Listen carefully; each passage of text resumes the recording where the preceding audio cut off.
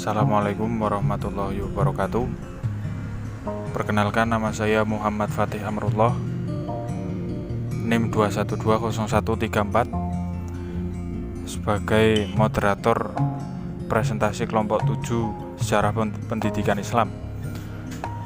Pada yang terhormat Ibu Nadia Kamila MPTI selaku dosen pengampu Sejarah Pendidikan Islam, dan juga teman-teman semua yang kami hormati dan kami sayangi, pertama-tama marilah kita panjatkan puja dan puji syukur kehadirat Allah Subhanahu wa Ta'ala yang telah melimpahkan segala rahmat, hidayah serta inayahnya kepada kita semua, sehingga kita masih diberikan kesehatan dan kesempatan untuk melaksanakan kegiatan pembelajaran sejarah pendidikan Islam yang dilakukan secara virtual ini.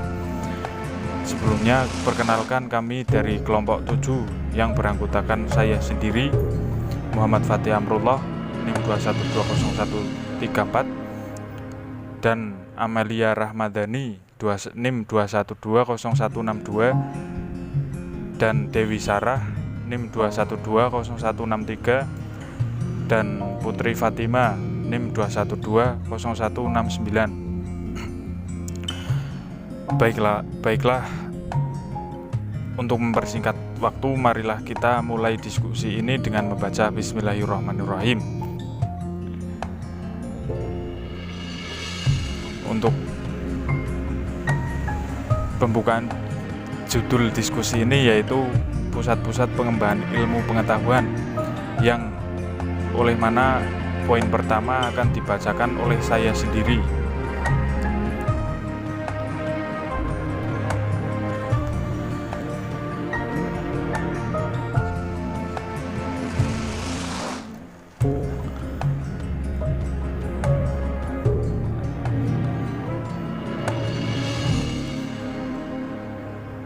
Poin pertama yaitu perkembangan ilmu pengetahuan pada masa periode awal Islam.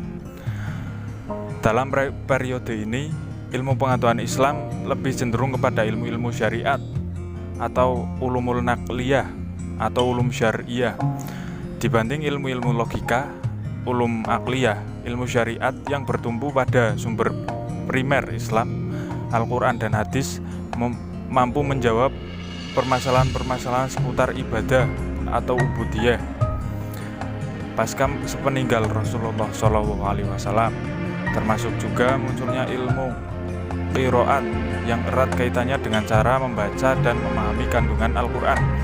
Dalam rangka penyebaran ilmu qiraat ini, Khalifah Umar mengirim beberapa delegasi untuk menyebarkan bacaan yang benar, antara lain Mu'az ibnu Jabal ke Palestina, Ubadah ibnu Samit ke kota Hims, Abu Darda ke Damaskus, sementara Ubay ibnu Ka'ab dan Abu Ayyub tetap di Madinah.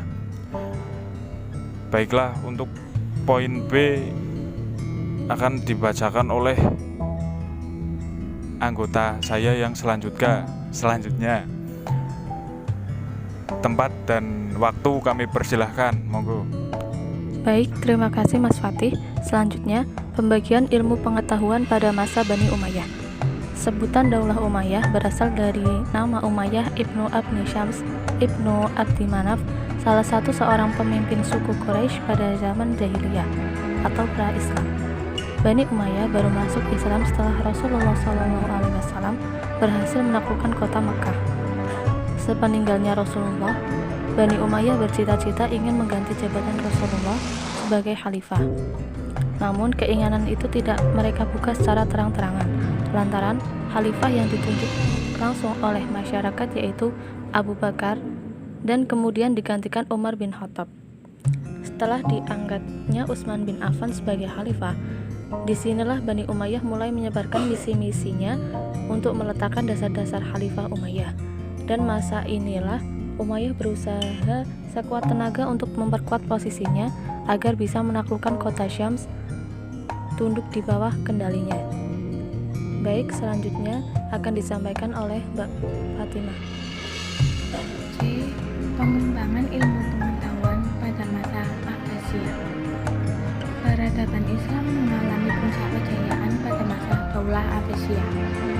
Ilmu pengetahuan pada masa ini sangat maju secara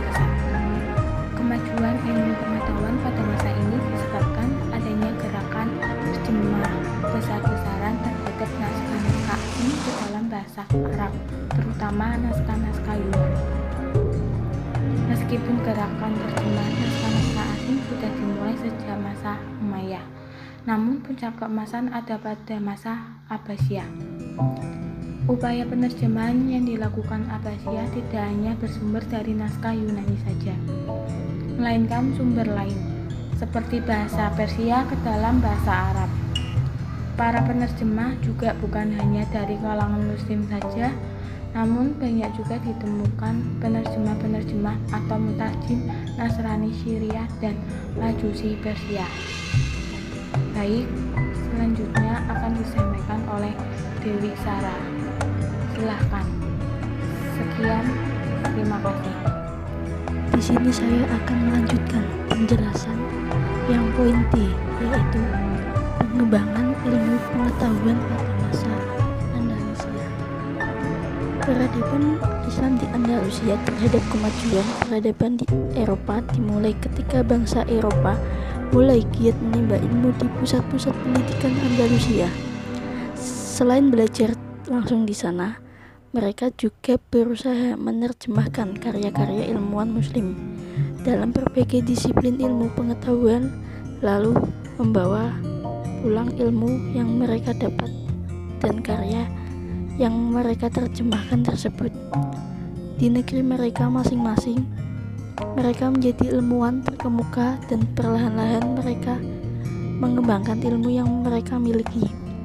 Sayangnya, tidak semua ilmuwan barat mengakui sumbangan sarjana muslim dan mengatakan bahwa para sarjana muslim tersebut hanyalah perantara ilmu pengetahuan yang diwariskan oleh peradaban sebelumnya seperti Yunani. Sekian, terima kasih.